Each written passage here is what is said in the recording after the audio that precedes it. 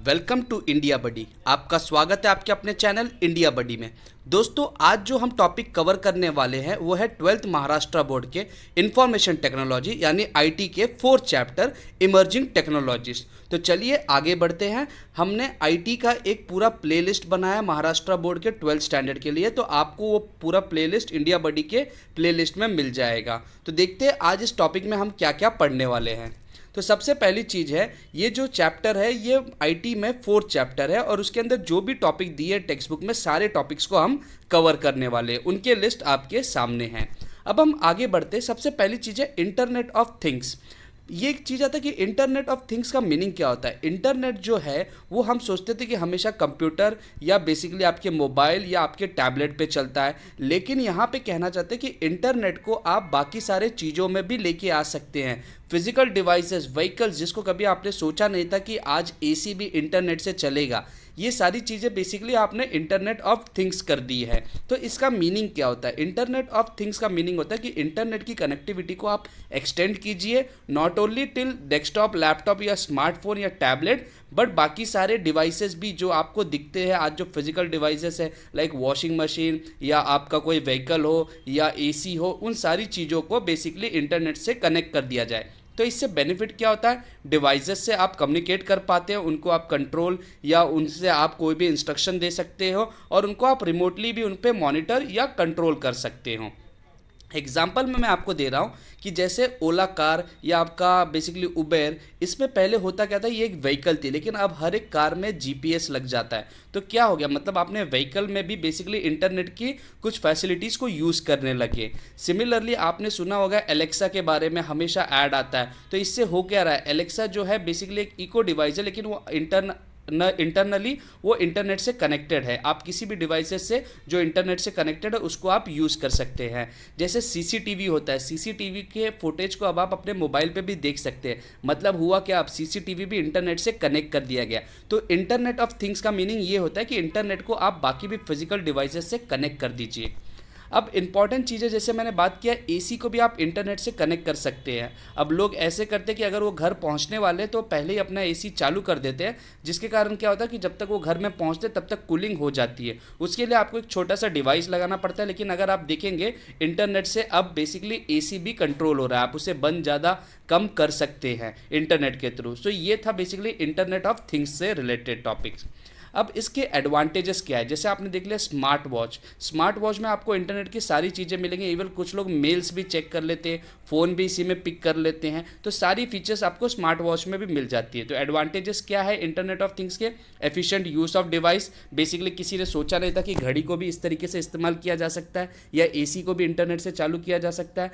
दूसरी जो बेनिफिट है, minimise of human efforts. Human के एफर्ट्स कम हो गया, टाइम सेविंग हो गया, कि जो पहले आपको ज़्यादा टाइम लगते थे अब इंटरनेट के थ्रू कम टाइम लगते हैं। एनहांस ऑफ डेटा कलेक्शन, कि डेटा का जो कलेक्शन है वो भी काफ़ी ईजी हो जाता है। एंड सिक्योरिटी भी इंप्रूव हो जाती है। जैसे मैंने आपको बताया कि सीसीटीवी का बेसिकली आप मोबाइल में चेक कर सकते हैं। कोई आपका लॉकर ओपन करेगा तो आपको मैसेज चला जाएगा। तो ये सारी चीज़ें क्या है, ये सब बेसिकली सिक्योरिटी को भी इंप्रूव कर दी है। लेकिन डिसएडवांटेज क्या है? डिसएडवांटेज ये है कि प्राइवेसी एक मैटर हो गया है, कि आपकी प्राइवेसी, जो भी आपके डेटा से वो कोई और भी देख सकता है, हैक कर सकता है। तो वो प्राइवेसी का एक इशू है। एंड कॉम्प्लेक्सिटी, कि बेसिकली ये जो चीज़ें को बनाना होता है ये काफ़ी कॉम्प्लेक्स होते हैं, उतने आसान नहीं है। आपको स्मार्ट वॉच बनाना है तो वो रेगुलर वॉच से काफ़ी अलग होते हैं, उसके जो इंटरनल डिज़ाइन होगी वो थोड़े कॉम्प्लेक्स होंगे। लेकिन अगर आप एडवांटेज को देखते हैं, डिसएडवांटेज को देखते हैं, तो उसकी एडवांटेज जो है वो काफ़ी ज़्यादा है। इसीलिए अगर आप देखेंगे तो एप्लीकेशन जो ऑफ इंटरनेट ऑफ थिंग्स है वो काफ़ी ज़्यादा है। स्मार्ट लाइटिंग में इस्तेमाल होती है, थर्मोस्टैट्स में इस्तेमाल होते हैं, लॉक्स में इस्तेमाल होते हैं, सिक्योरिटी कैमरास में इस्तेमाल होते हैं। स्मार्ट ट्रैफिक सिग्नल्स भी हो गए आजकल, कि जो बेसिकली टाइम के हिसाब से, हॉलीडे के हिसाब से वो वेरी होते हैं उनके। तो ये सब चीज़ें अब गवर्नमेंट भी उसको यूज़ कर रहा है। तो ये इसका मीनिंग क्या होगा कि इंटरनेट जो था वो सिर्फ अब लैपटॉप और कंप्यूटर से नहीं, वो उससे भी आगे बढ़ चुका है। बहुत सारी चीज़ें जिसको आप इंटरनेट से कंट्रोल कर सकते हैं। नेक्स्ट हम बात करेंगे क्लाउड कंप्यूटिंग। क्लाउड कंप्यूटिंग ये भी एक टॉपिक दिया गया 12th स्टैंडर्ड के महाराष्ट्र आईटी में। अब क्लाउड कंप्यूटिंग का मीनिंग क्या होता है, कि सिंपल चीज़ होती है कि आपको जब कभी भी कोई चीज़ चाहिए, मतलब बेसिकली आपको कोई इंफ्रास्ट्रक्चर चाहिए या कोई एप्लीकेशन आपको बनाना है या बना बनाया एप्लीकेशन भी चाहिए, किसी आप अगर आप कोई बिजनेस कर रहे हो तो वो सारी चीज़ें रेडीमेड मिलती है, सिर्फ आपको उसको हायर करना है, उसको इस्तेमाल करना है एंड बेसिकली उसके लिए आपको पे करना है। इसका बेस्ट एग्जांपल मैं आपको दे सकता हूं जो क्लाउड कंप्यूटिंग से मैच होता है। जैसे आपका सिम कार्ड हो गया, आपको एक सिम कार्ड खरीदना है तो आप सीधा सिम कार्ड खरीदते हो, आप ये नहीं सोचते कि उसका नेटवर्क कैसे आएगा, जो नेटवर्क के टावर्स है वो कहाँ पे लगे, बेसिकली वो काम कोई और कर रहा है, आप सिर्फ जाके सिम कार्ड उनके खरीद लेते हो और उसको यूज़ कर देते हो, उसके हिसाब से आप उसकी कीमत भरते हो, या आप पोस्ट पेड करते हो या प्रीपेड करते हो। सो ठीक उसी तरीके से क्लाउड कंप्यूटिंग होता है, जिसमें आपको इंफ्रास्ट्रक्चर की कुछ डिवाइसेस जो आपके कुछ सॉफ्टवेयर है वो पहले से बने हुए होते हैं, या कोई आपको पूरा बना के भी देता है, आपको सिर्फ यूज़ करना है,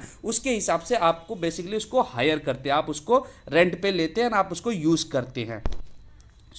अगर इस तरीके से देखेंगे तो क्लाउड कंप्यूटिंग के जो मॉडल्स होते हैं वो 3 टाइप में डिवाइड हो जाते हैं। पहला है इंफ्रास्ट्रक्चर एज अ सर्विस, मतलब आपने सामने वाले से कहा कि मुझे सिर्फ आपका इंफ्रास्ट्रक्चर दे दीजिए, मतलब आप बेसिकली उनके सर्वर्स ले रहे हैं एंड जो भी उनके आसपास के इंफ्रास्ट्रक्चर्स थे वो सारी चीज़ें आपने ले लिया, बनाया, आप सिर्फ उसके चार्ज करेंगे, लेकिन आप बाकी अपना कोड और एप्लीकेशन आप खुद से बनाएंगे। दूसरा होता है प्लेटफॉर्म एज अ सर्विस, इसमें होता क्या, इसमें आप इंफ्रास्ट्रक्चर तो ले रहे हैं, साथ में आप कुछ इनबिल्ट सॉफ्टवेयर भी ले रहे हैं जो आपको टेस्टिंग और डेवलपमेंट में मदद करेगा।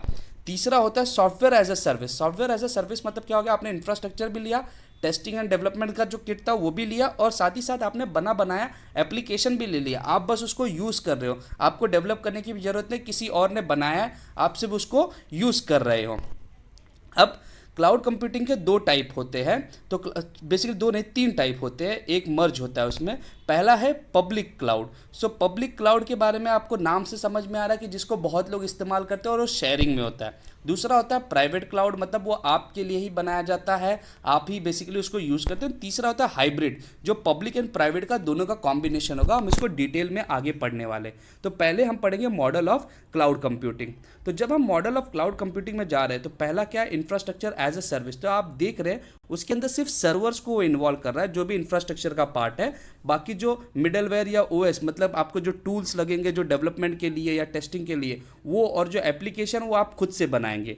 जबकि दूसरे में प्लेटफॉर्म एज अ सर्विस में आप क्या कर रहे हैं, आप basically server and as well as आप उसके मिडलवेयर एंड ओएस को भी आप हायर कर रहे हैं, रेंट पे ले रहे हैं, और उसको आप यूज़ करेंगे, और उसकी जितने भी मैनेजमेंट है वो बेसिकली कोई और आपको करके देगा। तो आपको सिर्फ सर्वर बनाया मिल रहा है, आप उसको इस्तेमाल कर रहे हैं, और कुछ टूल्स भी बनाया मिला है as a platform as a service में, लेकिन एप्लीकेशन आप खुद से डेवलप करेंगे। लेकिन सॉफ्टवेयर एज अ सर्विस में जो SaaS है, उस केस में होता क्या कि सर्वर भी कोई और आपको बना के दे रहा है, आपको टेस्टिंग टूल्स और जो भी डेवलपमेंट टूल्स है वो भी कोई और बना के दे रहा है, एंड आपको एप्लीकेशन भी कोई और बना के दिया है, आपको सिर्फ यूज़ करना है। तो इसमें होता क्या है कि अगर आप देखेंगे, आप कहोगे तो लास्ट वाला तो काफ़ी ज़्यादा अच्छा है, लेकिन लास्ट वाले का चार्ज भी उतना हाई रहेगा। तो आप समझ सकते हैं जैसे जैसे ये लेवल बढ़ता है, इंफ्रास्ट्रक्चर से प्लेटफॉर्म से सॉफ्टवेयर, वैसे वैसे चार्ज भी बढ़ते जाते हैं। तो depending on the requirement and आपके बजट के हिसाब से आप इन चीज़ों को इस्तेमाल कर सकते हैं। नेक्स्ट हम बात करेंगे बेनिफिट ऑफ क्लाउड कंप्यूटिंग क्या है। क्लाउड कंप्यूटिंग का बेनिफिट क्या है, कॉस्ट सेविंग सबसे पहली चीज़ है। मतलब आप समझ सकते हैं आपको इंफ्रास्ट्रक्चर कोई पहले से बना के दे रहा है, आपको उसको बनाने की ज़रूरत नहीं है, आपको जब चाहिए 2-3 सर्वर और चाहिए, आप अपने आप को स्केलेबल कर सकते हो और सर्वर्स मंगा सकते हो। तो इसमें आपका होता क्या कि आपको पूरा मेंटेनेंस नहीं करना पड़ता, वो कोई और पूरा कर रहा है, आप सिर्फ उसको यूज़ करते हैं। रिलायबल तो होता ही है, क्योंकि अगर कोई भी चीज़ खराब हो गया तो दूसरा सर्वर आपको दे देगा, तो आपको भरोसा तो है। मोबिलिटी भी काफ़ी ईजी है कि आपको ज़रूरी नहीं कि आज अगर आप यहाँ पे पूरे स्ट्रक्चर्स, आपने पूरे बिजनेस अगर आपने मुंबई में सेट किया और कल आपको बैंगलोर में जाना है, तो आप बहुत इजीली चले जा सकते हो, क्योंकि आप इसको कहीं से भी एक्सेस कर सकते हो, क्योंकि सर्वर आपके पास डायरेक्ट नहीं होता, वो कहीं और होता है, आप सिर्फ एक्सेस करते हो। तो इसलिए आप कहीं से भी उस चीज़ को एक्सेस कर सकते हो। आपको ऐसा नहीं है कि आज मैं मुंबई में और मैं उसको एक्सेस कर रहा हूँ तो कल बेसिकली मैं बैंगलोर में होकर उसको एक्सेस नहीं कर पाऊंगा, आप कहीं पे भी कर सकते हो। ये है बेनिफिट ऑफ क्लाउड कंप्यूटिंग। अब पब्लिक क्लाउड के बारे में जानेंगे। जैसे मैंने नाम ही आपको बताया था कि पब्लिक क्लाउड में मतलब क्या होता है कि सारे जो आपके सर्विसेज होते हैं, इंफ्रास्ट्रक्चर होते हैं, वो बेसिकली इंटरनेट पे शेयर होते हैं बहुत सारे यूजर्स के साथ, बहुत लोग उसको यूज़ करते रहते हैं। लेकिन इसमें बेनिफिट क्या होता है, इसमें जो बेनिफिट होगा वो बेसिकली आपको कॉस्ट काफ़ी कम लगेगा, लेकिन यहाँ पे एक प्रॉब्लम होता है कि सिक्योरिटी इश्यू है कि वो चीज़ें शेयर में है, तो ऐसे चांसेस हो सकते हैं कि आपका डेटा को भी कोई यूज़ कर सकता है। आप सिंपल चीज़ समझ सकते हैं, पब्लिक क्लाउड मतलब एक पब्लिक ट्रांसपोर्ट में आपके साथ और भी पब्लिक रहेंगे, लेकिन उसकी कीमत जो होती है वो कम होती है। लेकिन आप चाहते हो कि नहीं मेरे साथ कोई नहीं होना चाहिए, मैं अकेले बैठूं, तो आप उसके लिए क्या करोगे, आप बेसिकली प्राइवेट इस्तेमाल कर लोगे। तो वैसे ही एक होता है प्राइवेट क्लाउड। प्राइवेट क्लाउड के केस में क्या होता है, जो चीज़ें बनती है वो सिर्फ आपके लिए बनती है, कस्टमर के डिमांड के हिसाब से बनती है। लेकिन यहाँ पे एक जो इसका डिसएडवांटेज है कि इसका कॉस्ट ज़्यादा होता है, लेकिन एडवांटेज ये है कि इसमें सिक्योरिटी काफ़ी अच्छी होती है कि जो डेटा आप यूज़ कर रहे हो या जो डेटा आप स्टोर कर रहे हो वो बेसिकली कोई और उसको यूज़ नहीं कर सकता। तो यहाँ पे security and privacy of user काफ़ी ज़्यादा मेंटेन होती है। लेकिन कभी कभी होता क्या है कि प्राइवेट का कॉस्ट बहुत ज़्यादा है एंड जो पब्लिक है उस केस में सिक्योरिटी कम है। तो एक तीसरा मॉडल आता है जो हाइब्रिड, जो दोनों का मिक्स होता है, जो बेसिकली इसमें से सिक्योरिटी ले लेता है एंड उसमें से कॉस्ट का फैक्टर लेता है एंड डिपेंडिंग ऑन यूज़र के रिक्वायरमेंट से वो दोनों को यूज़ करता है। तो ये काफ़ी फ्लेक्सिबल होता है हाइब्रिड। तो हाइब्रिड इज़ नथिंग बट कुछ क्वालिटी आप पब्लिक से लेते हो और कुछ क्वालिटी आप प्राइवेट क्लाउड से लेते हैं एंड उसके हिसाब से बेसिकली हाइब्रिड क्लाउड जो होता है वो काफ़ी फ्लेक्सिबल होता है compare to public and private cloud के हिसाब से। नेक्स्ट दोस्तों एक टॉपिक है AI, artificial intelligence. Artificial intelligence का मीनिंग होता है कि आप कंप्यूटर साइंस में कुछ इस तरीके से मशीन को डेवलप करेंगे कि वो ह्यूमन बीइंग की तरह ही सोचेगा, ह्यूमन बीइंग की तरह ही वो चीज़ें परफॉर्म करेगा। लेकिन आर्टिफिशियल इंटेलिजेंस का मीनिंग ये नहीं होता कि आप रोबोट्स बना रहे हो। There is a difference between artificial intelligence and robots, क्योंकि रोबोट्स में आप प्रोग्राम फिक्स करके रखते हो, जबकि आर्टिफिशियल इंटेलिजेंस जो होता है वो अपने हिसाब से डिसीजन लेता है जैसे एक ह्यूमन बीइंग की तरह लेता है। तो यही एक फ़र्क है आर्टिफिशियल इंटेलिजेंस एंड रोबोट्स में।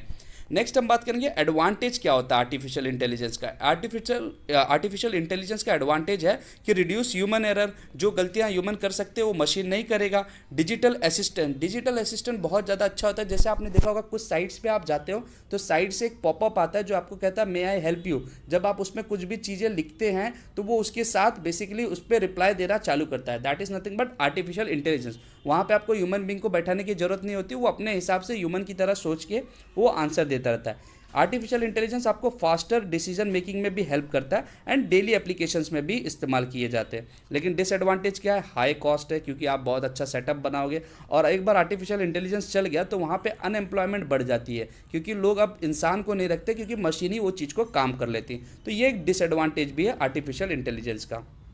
नेक्स्ट दोस्तों हम बात करेंगे 5G। आपको तो मालूम होगा 2G, 3G, 4G जो स्पीड्स हम इंटरनेट के लिए इस्तेमाल करते हैं, अब एक नया आ रहा है 5G। 5G का मीनिंग होता है fifth generation of cellular network technology. 5G जो होता है वो वायरलेस कम्युनिकेशन के लिए इस्तेमाल किया जाता है एंड वो बेसिकली बहुत फास्ट होता है आपके करंट 4G से। 4G से भी वो काफ़ी ज़्यादा फास्ट होगा और 5G एक टाइम में मिलियंस ऑफ डिवाइसेस एडिशनल वो कर सकता है इन अ स्क्वायर किलोमीटर, मतलब एक स्क्वायर किलोमीटर के एरिया में कंपेयर टू 4G। मतलब ये बहुत ज़्यादा फास्ट भी है प्लस बहुत सारे डिवाइसेस को एक साथ स्पीड भी दे सकता है। तो 5G एक नया फिफ्थ जनरेशन आ रहा है जो आपके इंटरनेट के स्पीड्स के लिए है। अब 5G के बेनिफिट्स क्या है, अल्ट्रा HD वीडियोस आप देख सकते हो, वेबसाइट में लोड टाइम कम लगेगा क्योंकि वेबसाइट फटाफट लोड हो जाएंगे, ऐप का लोड टाइम कम हो जाएगा, मल्टीपल टाइम्स फास्टर है, 4G से काफ़ी फास्ट है, इंटरनेट ऑफ थिंग्स के बेस पे एप्लीकेशंस बढ़ जाएंगे and high speed data transfer, आपकी स्पीड्स बहुत ज़्यादा इंटरनेट के बढ़ जाएंगे। तो ये सारे फीचर्स भी है एंड बेनिफिट भी है 5G की।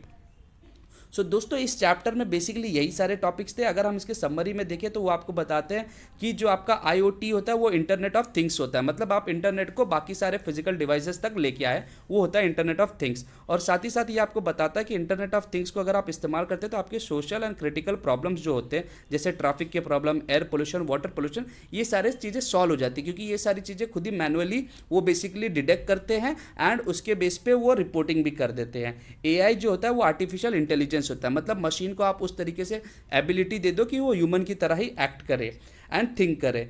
जो चौथी चीज़ थी वो थी कि AI जो होता है वो बेसिकली हायर एक्यूरेसी होता है एंड प्राइवेसी पे होता है, लेकिन यहाँ पे ड्रॉबैक था कि high cost and as well as unemployment बढ़ जाता है। एंड 5G जो है वो लेटेस्ट मेथड है डेटा ट्रांसफ़र जो आपके 4G से भी बहुत ज़्यादा फास्ट चलता है। सो दोस्तों इस चैप्टर में इतना ही था। अगर आपको ये चैनल पसंद आ रहा है तो आप इसे सब्सक्राइब करके रखिए। इस पे JEE, NEET, CET, Maharashtra boards का एंड ऑल्सो NCERT से रिलेटेड सारे इन्फॉर्मेशन आएंगे। और इस वीडियो को आप लाइक कीजिए एंड शेयर कीजिए। So thank you very much for watching India buddy. जय हिंद।